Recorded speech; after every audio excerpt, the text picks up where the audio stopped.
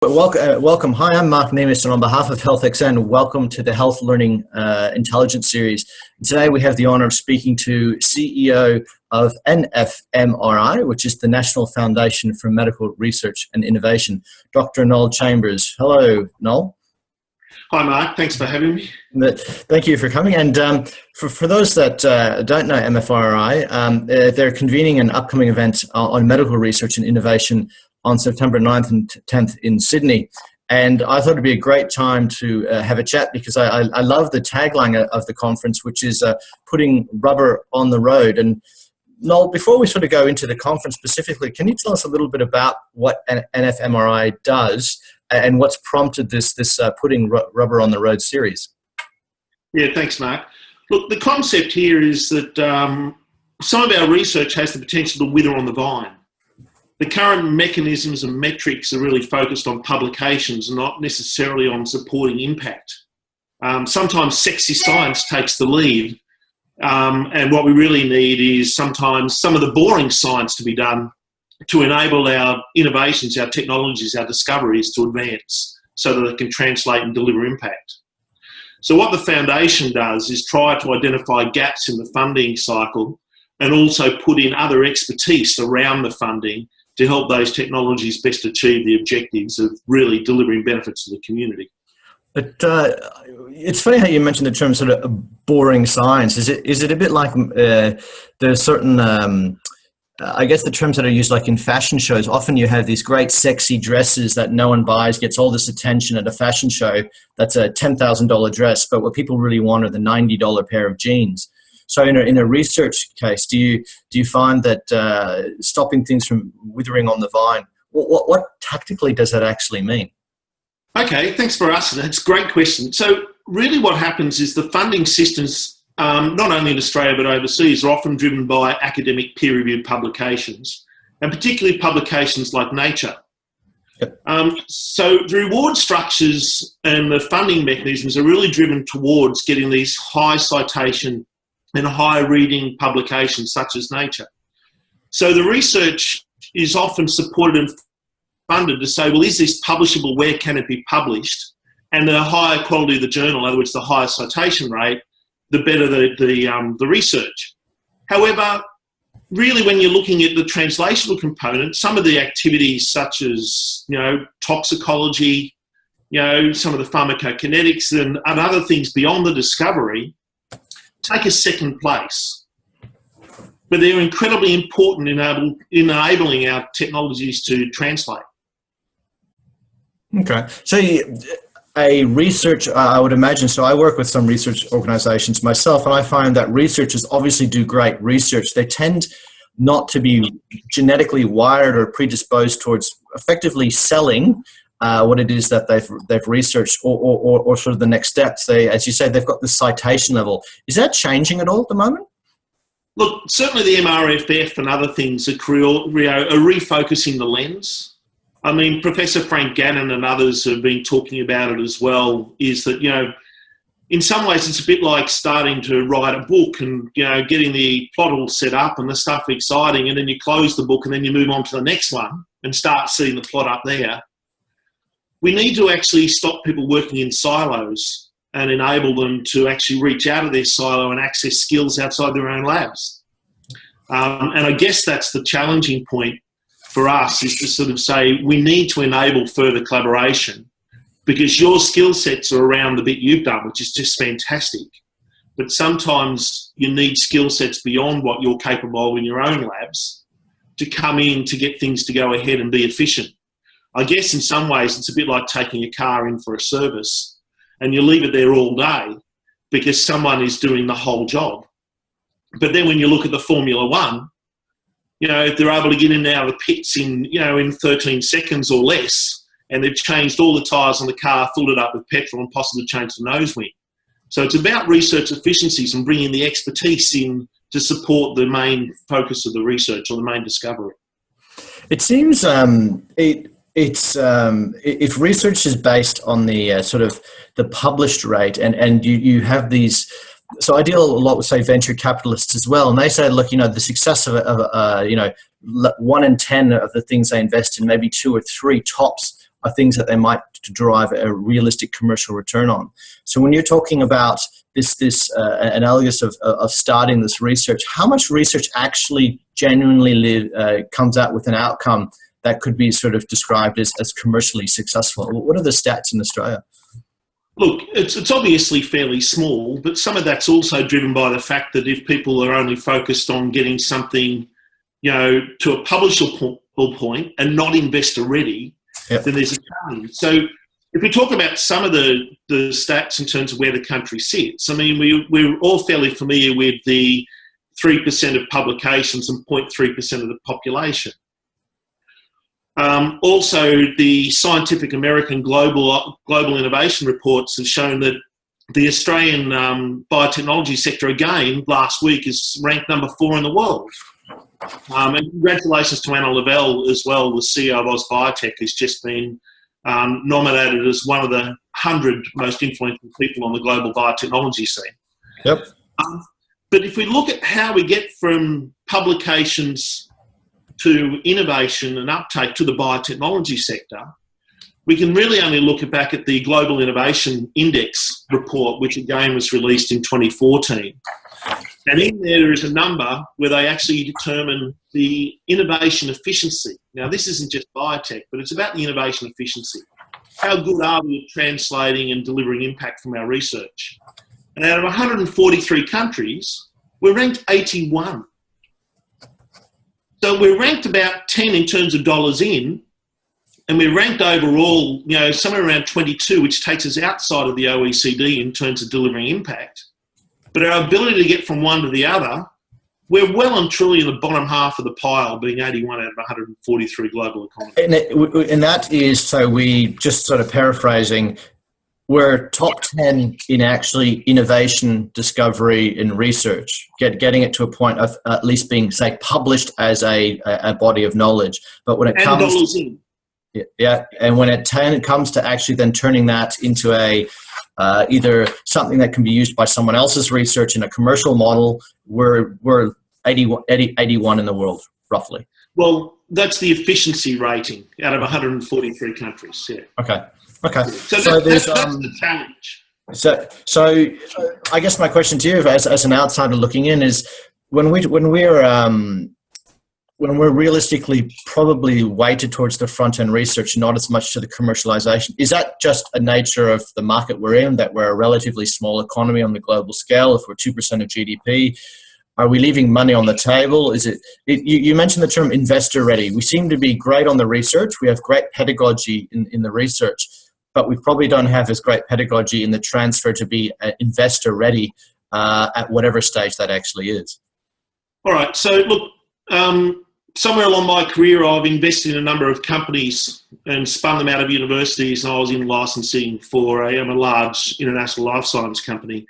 And one of the challenges is that our science is not investor ready. Okay. We're not asking the research, the scientific questions, and applying the money as efficiently as we can to get them investor ready. So as an example there, I mean, you've done you might have found a great technology, a great discovery, but have you done some of the boring science, the toxicology and other things which aren't publication driven, to actually see whether I can invest? In the past, there have been prerequisite studies that were required before we could make an investment. They needed to be outsourced. They needed to be done in organisations with quality systems, NADA accreditation, GMP, GLP, and they just weren't done. They weren't funded because they wouldn't be done by the chief investigator. They couldn't be done by the institution, and they weren't really at the front end of the publication list. So without those studies being done, we were not allowed to invest. So it's publication ready because there's been a new discovery and that's been scientifically proven or established. But you're saying the base level of things you need to be investor ready into the science, all the accreditation about how you did that particular, you came up with that, all the things you needed to, the therapeutic goods, all those other sort of baseline things haven't been done. I mean, is there an analogy that you can think of in any other industry types for something like that? Look, this is the best analogy. I mean, it's an analogy in its own right. I mean, if you design and come up with a potential drug, but you can't show it's safe, no one's going to invest in it. Yep. It's as simple as that. So you might have, some great leads and some potential for something to show it works, but you haven't asked the will it fail questions. Yep. Because they're not as exciting, they're not as sexy. Yep. Okay. So I love the term you use, that science is not necessarily investor ready. It's probably and you also mentioned places like Oz Biotech and other associations in this space. What if you had to choose, say, a top 3 things that you could do in this space to make something more investor ready? What would you come up with? Well, one is to work with the current funding systems. Okay, we can't throw the baby out with the bathwater. Let me put that on the table. The last thing I want people to do is think that, I'm not supportive of the NHMRC or ARC. We need to support the current systems. Yep. Without discovery and the basic research, we have nothing. Yep. But beyond that, what we can do, and what we do at NFMRI, is effectively we try to support some of the other collaborative activities which are missing.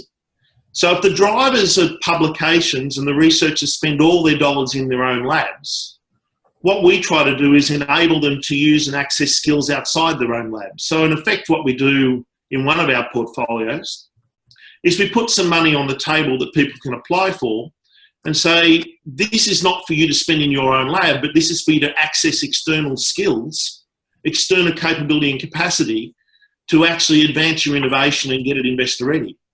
Yep. Now, sometimes that's academic, so it can be an academic collaborator, but in other times it might be accessing GMP manufacture of a vaccine and doing formal preclinical toxicology, which our academic institutions are not necessarily set up to do. Okay. You mentioned when I was reading through your website and some of your materials at nfmri.org.au, there's a term that's used, that's also used in venture capital, which is called the Valley of Death funding. When you talk about that Valley of Death, can you explain what that means to those people? It sounds a bit onerous, but what does it mean from a medical research context? Okay, look, depending on what field of medical research you're in, it means different things. So in our case, we're talking about the development of new diagnostics devices, medicines, vaccines, and getting uptake. So our Valley of Death is actually trying to get investors or the biotechnology on board. Yep. If it's a health services program, the Valley of Death might be getting clinician uptake. It's something different. Okay. So let's talk about in our space where we're trying to get these new products, these new devices and new medicines to a point where others will invest and other expertise can come to the table to take them on board. It's about getting the research done in those NATA accredited facilities. I mean, an example there is our funding of Michael Good's strep vaccine.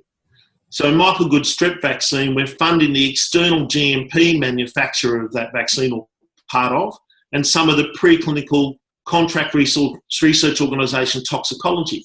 These are all formal things that have to be done that comply with TGA and FDA type processes. And when they're undertaken, investors are and willing to come to the table. Cool. So is there in the research side, is there a dollar figure that it usually fits between? Is this a few thousand, tens of thousands of dollars normally, or is this when something you've got an idea that there's a discovery, you've got some science behind it, and now you just need to take it to the next level, or where does it sort of fit? Let me give you 2 examples then, because it's both ends of the extreme. So one example is a discovery from a researcher. We recently supported a $6,000 external study in Germany. It only took 6 or 8 weeks, but that $6,000 was actually asking the killer question: is this real? Is it not?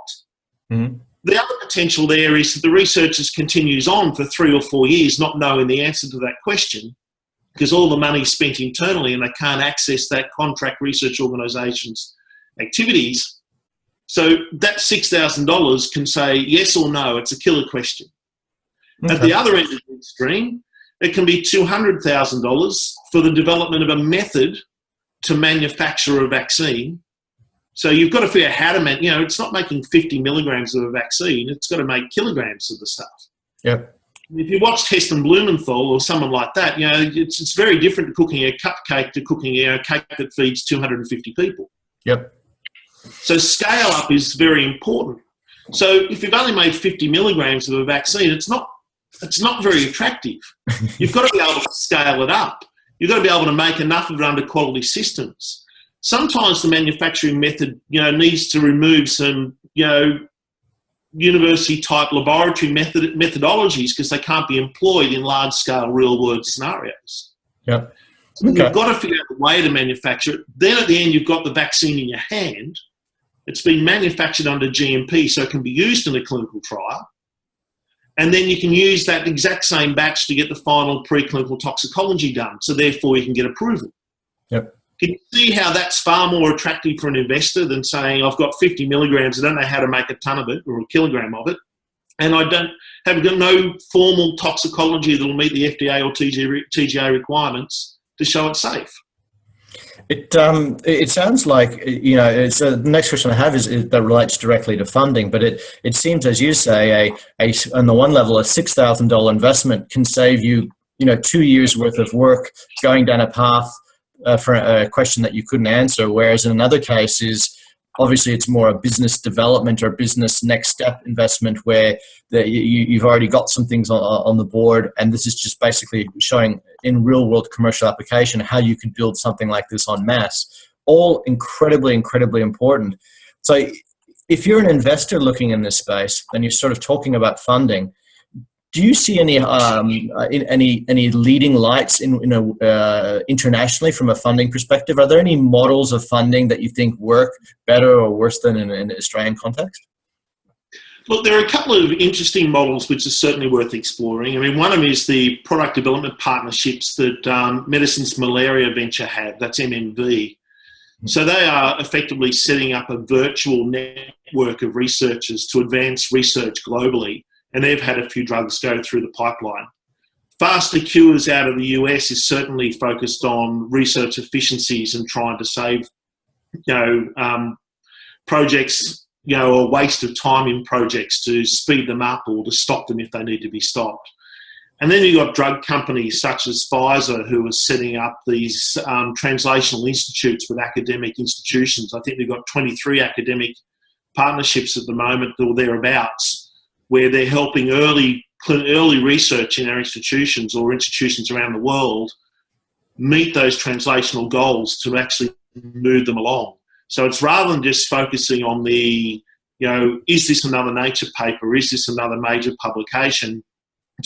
We've already got that. You've already made a great discovery. You're ahead of the curve. What do we need to do to the innovation that already exists, the discovery already exists, to actually move it along that innovation pathway and get it closer to being, accessible to the community as a product. So something that's interesting, that people often talk about, a crowdfunding campaign. And when I was reading through Obama's last election campaign, that he actually raised significantly more money from micro transactions than he did from large donations. So getting large amounts of people to donate $10 or $20 to a cause had significant advantages both in building a chain of people that are interested in the topic, as well as basically raising funds. Is there anything on the cards that's similar in this space, or do you see any sort of things that you can take away in medical research that sort of highlights some sort of elements of crowdfunding? Let's go back to what a real definition of crowdfunding is. It's been around for a long time. I mean, let's face it, the ASX is a form of crowdfunding. Yep. The other side of crowdfunding is it can be incredibly expensive to do. Yep. So when you get someone knocking on your window at the lights, or someone dressed in a koala outfit at the train station, or someone ringing you at a barbecue on a Sunday afternoon to make a donation, that's another form of crowdfunding. But it can be incredibly expensive.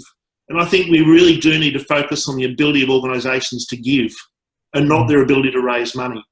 Yep. It's a pet area of mine that, there's a lot of foundations out there raising lots of money, and people are looking at how much money they're raising, but they're not necessarily looking at how effective they are at giving. And I think it should be focused on the effectiveness of their giving, not the effectiveness of their fundraising. And that's a really salient point. So what I find in health is often the greatest givers of health maybe dedicated to things like donation to research organizations, but then usually they're quite focused on a condition state. So Auntie Dot may have had diabetes, so Auntie Dot wants to give to some sort of diabetes research, and then it's like, well, where do I actually go?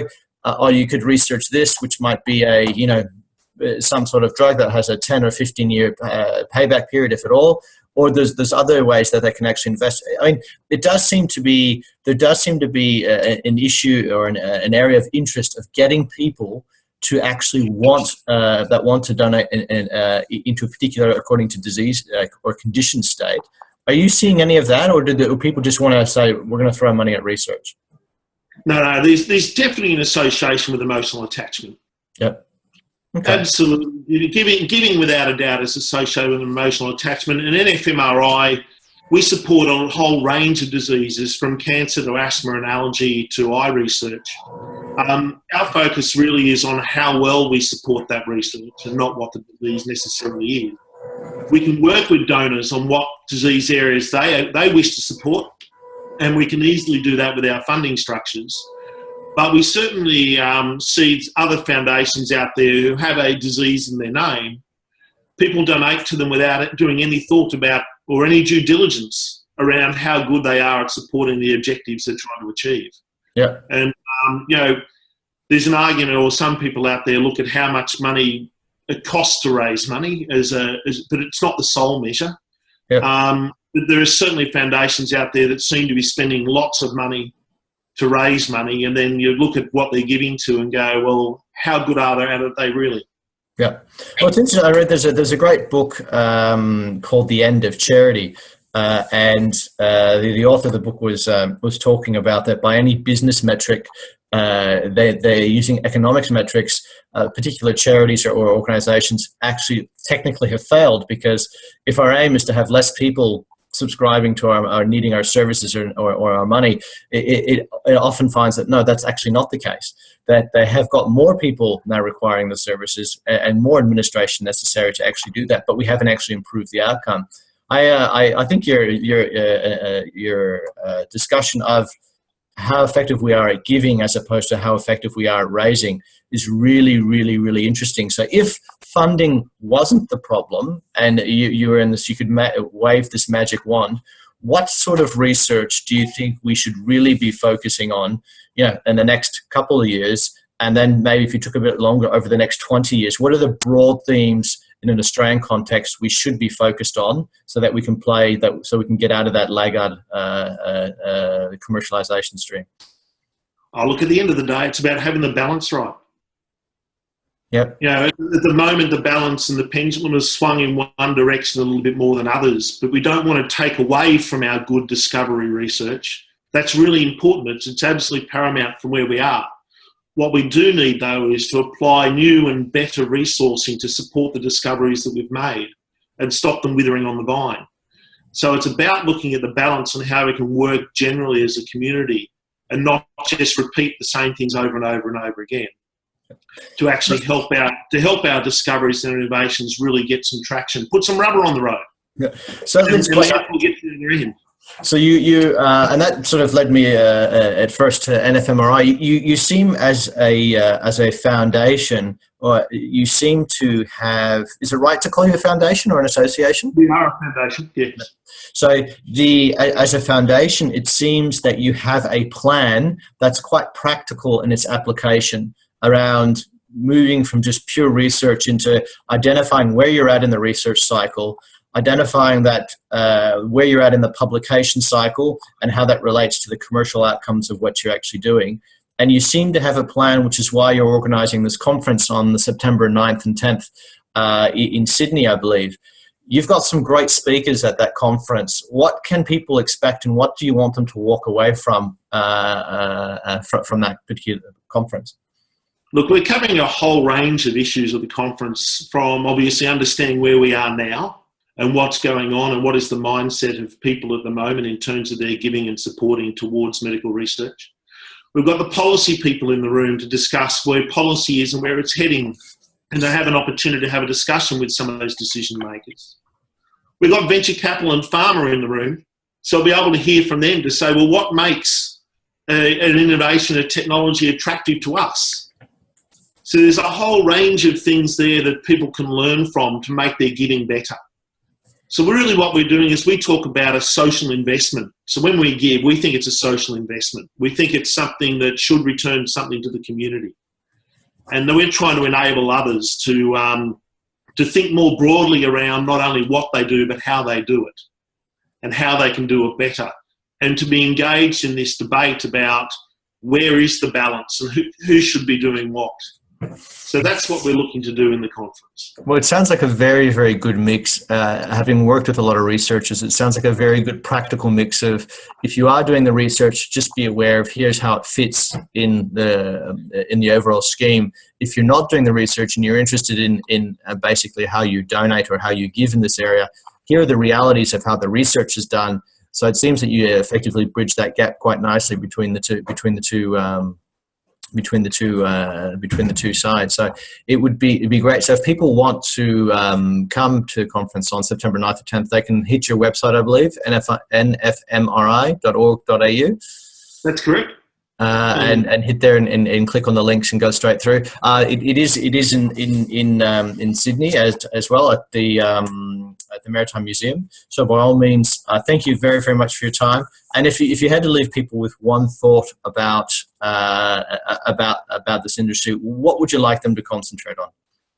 I'd like them to concentrate on how they give and how they can actually do that better to increase the effectiveness of their giving. Yeah. Cool. So thank you very much. So on behalf of HealthXN and Health Learning Times, thank you very, very much. So so Noel Chambers, if people want to reach out to you or reach out to the association, just hit the website. You have a contact us page and a newsletter page there as well. So thank you, Dr. Noel, Dr. Chambers. And for those of you, for our upcoming events, we will, from a HealthXN perspective, our next interview will be on the use of social media for health staff and for health professionals. And then we have what are called the Health Revolution series with Professor Stephen Voyages on the 5 revolutions that are happening in health. So again, thank you very much, and we look forward to seeing you at the conference. Thanks, Mark. Cheers.